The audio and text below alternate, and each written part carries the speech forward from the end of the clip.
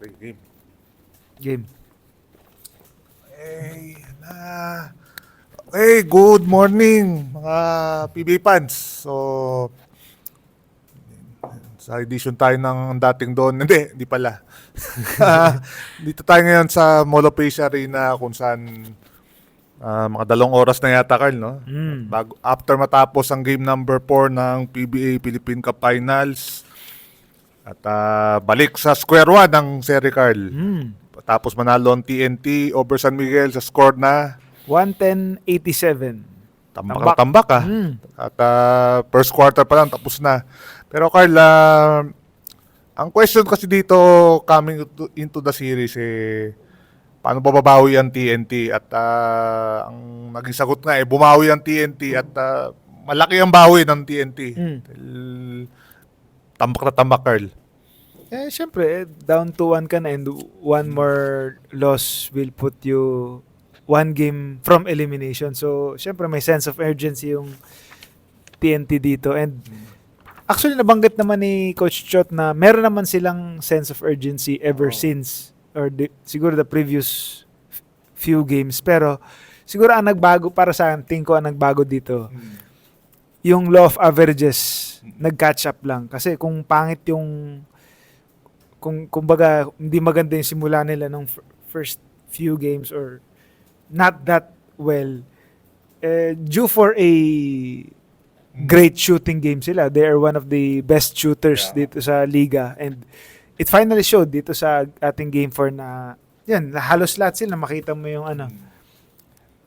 hot shooting, lalo na si Jordan Heading and actually lahat Kelly Williams, Calvin Oftana especially. So yun, lahat kasi sila shooter their lineup is built to be a parang pang stretch talaga So kahit yung big men nila 'di ba shooter. So yun, nag-click lang talaga ngayon and medyo hirap ang San Miguel kung lahat nung shooter ng TNT pumapasok yung tira. Actually, Carl, 14 3-pointers ang TNT.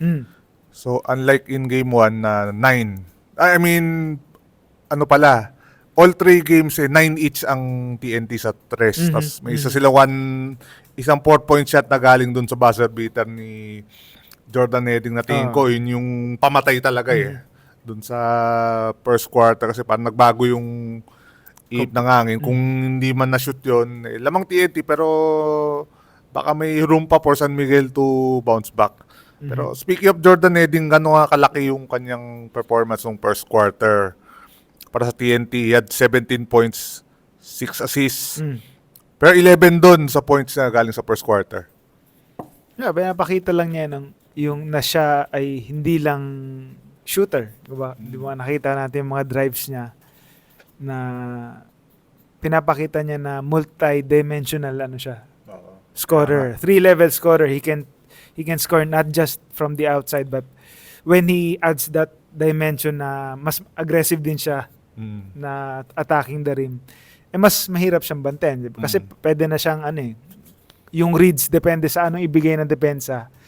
Effective siya either way. Pwede siyang tumira, pwede siyang dumrive. Actually, si Jordan Heading isa sa mga consistent players dito sa serye.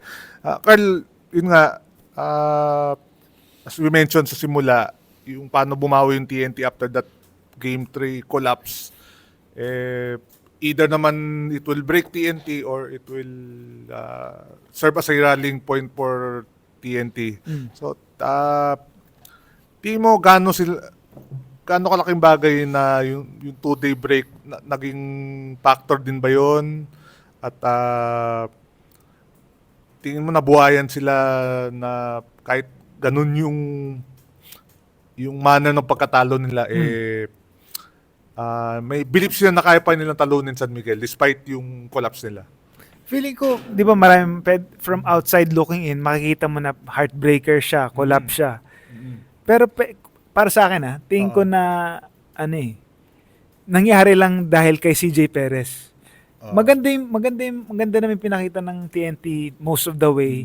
Kung tanggalin mo yung heroics ni CJ Perez, maganda yung ginawa ng TNT. So feeling ko, dun sila nag-focus na maganda naman yung ginawa natin nung most of the way. So kung ulitin lang natin yun, And kumbaga, we still have a good chance to not just compete but to win against the mighty San Miguel team. And feeling ko, hindi naman kaya madali silang naka-bounce back, naka-recover mentally dahil tingin ko hindi nila masyadong dinamdam yung pagkatalo na yan dahil nag-focus sila sa mga positives na nangyari ng Game 3. Anong masabi mo kay Henry Galinato?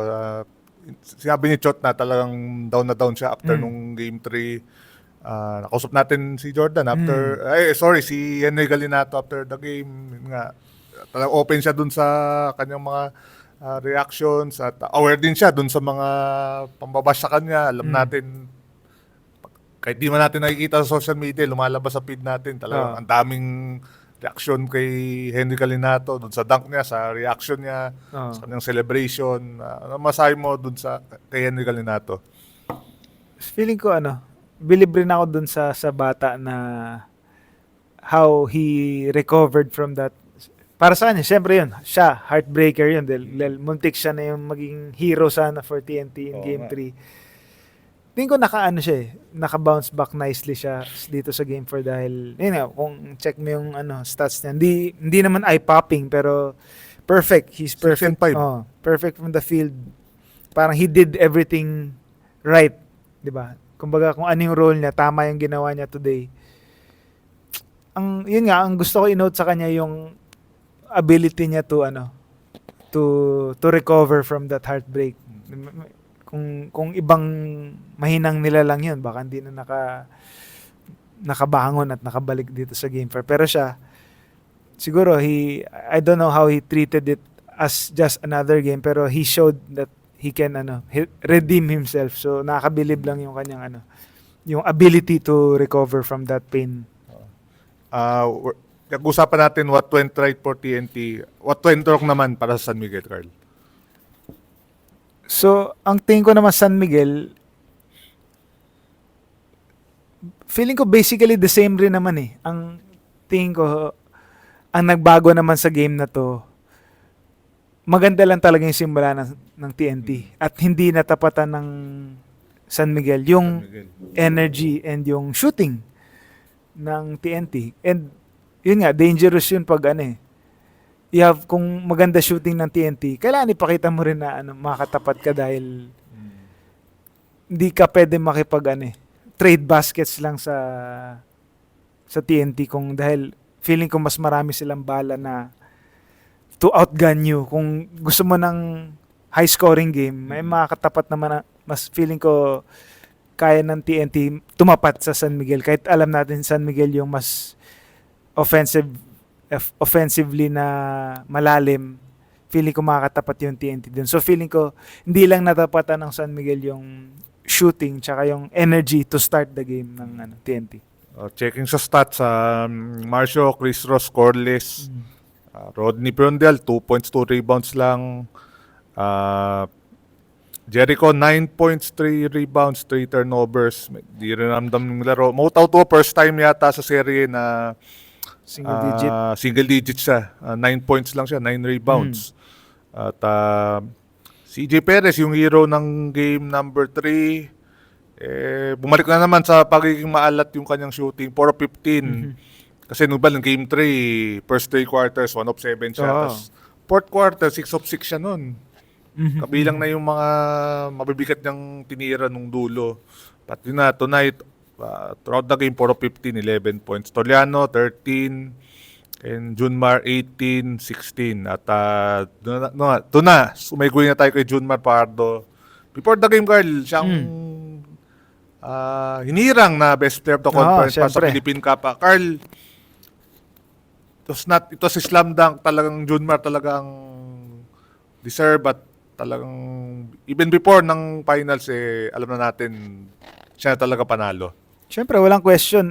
Siyempre, ang basis natin pag tayo nagbobotohan tayo sa awards, team success. Siyempre, first, siyempre, individual success first. Kung maganda stats mo, mataas ang chance mo na manalo ka. Pero, they have to take a look at the team kung nasan ang team mo. Siyempre, kung at least umabot ka sa semifinals, doon at least mas deserving ka manalo dahil your your performance leads to victories for your team. And unfortunately, yung mga kalaban ni Junmar sa Yung best apat. players, sila Calvin Abueva, Juan Gomez de Leaño, Justin Baltasar, tsaka si Zave Lucero, either hanggang quarterfinals lang or hindi pa nakapasok ng playoffs. So, clear winner, landslide dapat talaga si Junmar dito. Kahit nakakasawa na, kahit papano, di ba, parang lagi natin siyang nakikita na siya yung nag-lift ng trophy. Pero, deserving Dapat hindi mo i-deny sa taong deserving yung, kahit medyo voter fatigue yung tawag nila doon, di ba, Oo. Brad? Kasi parang as much as kung subjective tayo, nakakasawa na si Junmar Pero you have to look it on being objective na talagang pinapakita pa rin niya na consistent pa rin siya na, yun nga, sa statistical points, siya ang number 1 at nananalo ang San Miguel. So, kahit, yun nga, sabihin natin, pagod, nakakapagod na si Junmar, pero he is proving himself every year, every conference, every game na siyang standard ng PBA. So yun, Junmar well-deserved 13th BPC that puts him in a good early position para sa MVP, but dalawang conference pa, ay pang pwede mangyari. Yung nga, what do you think dun sa second and third? Kasi second si 1GDL Yan. at third si Calvin Abueva. Anong masabi mo na bakit, siguro sa perspective mo or perspective natin, bakit 2 si 1, 3 si Abueva? Siyempre, Juan Gomez de Leaño na pag-usapan natin sa sa mga deliberations ng pagboto natin. Nagde-deliberate kami, hindi ako naman isipin nyo. So yun, sa deliberations natin, grabe yung pinakita niya. Not just in his first season, right in his first conference pa lang, na rookie ka pa lang. Right in your first game, triple-double ka agad. So, nagpakita agad siya. He wasted no time to show his presence na gaano siya kay impact player para sa Converge and sa buong liga. Sabi nga ni Coach Tim Brad, at one point of this, he's the best. Parang MVP na nga ata yung tinawag ni Coach Tim Ang tinawag niya kay Juan Best Gomez. player in the league. He's Yung the best dinalo player nila in the yung league. Ginebra. Nung eliminations. So, feeling ko no question naman dahil dinala rin niya sa quarterfinals, although they fell short of a semifinals, one possession away, So, yun yung maganda usapan kung nag-semis man lang yung Converge, baka yun Mas mahirap yung mas- deliberation. baka si Juan Gomez pa yung iboboto ko as the number 1, as best player natin. Magmumukha yan parang nung kay Japet tsaka Junmar yung discussion nun. Tapos yun, Carl, ba't si Calvin ang third? Although yung Titan nga, hindi nag-playoffs. Siyempre, pag mga second or third, medyo magbibigay ka na ng leeway niyan And pwede ka na mag-focus more on the individual side. And for this conference naman, nagpakita ng resurgence si Calvin Abueva. Parang, Grabe. yung totoong the beast din, na bumalik yung the beast days niya. And parang naalala ko, dito pa nga niya nagawa yung career high niya, Brad, no? Hindi, sa Inares, first game. I mean, San this Tipolo. conference This conference, siya yung nagawa, first game, diba? first game At naman. age 38, 39, dito pa siya nakapag-career high. So, ibigay na natin. Third place lang naman, di naman siya for first place. So, pag third place, medyo pwede ka na magbigay ng leeway na nakalimutan ko yung tawag dun sa parang yung Individual, vote, ano mo na something. individual. Parang, Lalo na exceptional. Compliment na lang. Basta, parang bigay mo na sa kanya dahil maganda naman talaga yung kahit wag ka na masyado tumingin sa pinakita ng team niya as a unit. Basta maganda pinakita ni Calvin. So, and leading scorer siya, brother, di ba? Leading scorer Leading siya scorer, ng, tama. ng tournament na to. So, he deserves to be at least in the third spot, in the top 3. So yun, yun yung mga nangyari ngayong gabi dito sa Mall of Asia Arena. At tuto na ang serye sa finals ng San Miguel at TNT. Game 5, Friday, 7:30 sa Inares Center Antipolo. Aakit na naman tayo. At magiging, alam ko, malamig dyan sa Antipolo. At para naman natin ulit, Carl, yung lamig ng Antipolo. Hindi man tayo nagreklamo, pero abangan natin yung Game 5. Bago natin makalimutan na itong Game 5, paano magpe-play out yung injury ni RR Pugoy sa Biyernes? Feeling ko magiging malaking bagay lang yun kung hindi gagana yung mga shooters, the rest of the shooters ng TNT. Pero kung ganito, na maganda shooting ng balanse, na maganda shooting halos lahat, feeling ko hindi nila masyado ma-feel yung absence ni Pugoy kung hindi siya maglalaro. So, it's up to pa rin. Kung it's up to San Miguel na the ball is in San Miguel's court. Ibig sabihin, sila yung dapat mag-adjust. Kumbaga nasa ang momentum nasa TNT ngayon, and feeling ko sila ang slightly favored to win game 5. Pero yun nga, syempre expect grabing fight back ng San Miguel sa game 5. Lalo na si Calvin Optana last 2 games umangat na rin yung scoring at nagkakaroon na rin siya ng conscious effort to yung may times kasi on and off siya sa scoring at last 2 games pinakita niya na bakit siya pwedeng maging capable scorer pag consistent talaga. So, yun yun na siguro ang usapan natin, Carl. Thank you for the time at sana sa Game 5 tingnan natin kung makapagkwentuhan ulit tayo. Depende po sa mangyayari after Game 5. Depende kung may oras tayo. But again, salamat po sa mga nanonood po lagi dito sa akin channel, sa channel ni Carlos, Sportsbeat PH. Thank you. Salamat din sa mga nagbabasa sa Spin.ph, Inquirer Sports.